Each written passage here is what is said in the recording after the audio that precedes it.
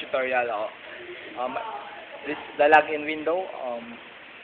Before just example, this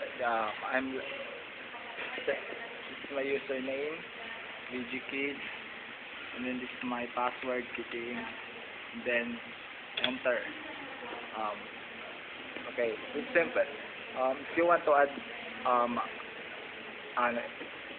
student information or registration form, just simply click the add and type student number 05033, name, Virgilio,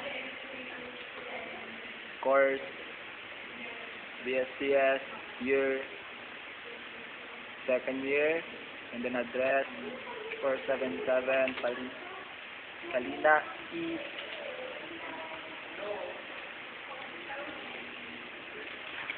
Okay, Kalina East. Semester, first semester, date of registration 050809, and then go to the cash and input cash.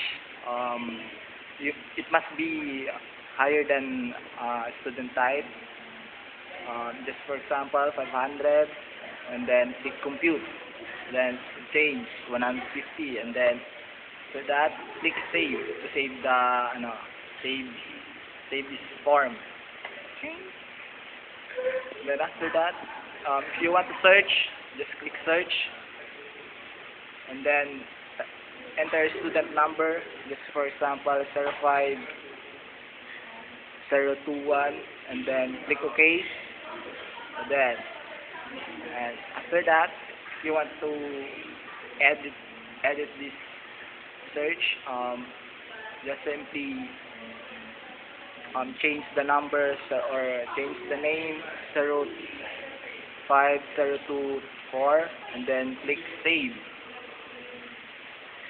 Then if you want to edit these names like search, click edit, and then enter student number.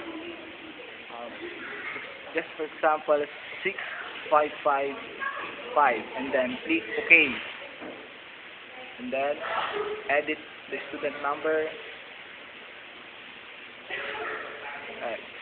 Wait, it's counted. sorry. Oh God.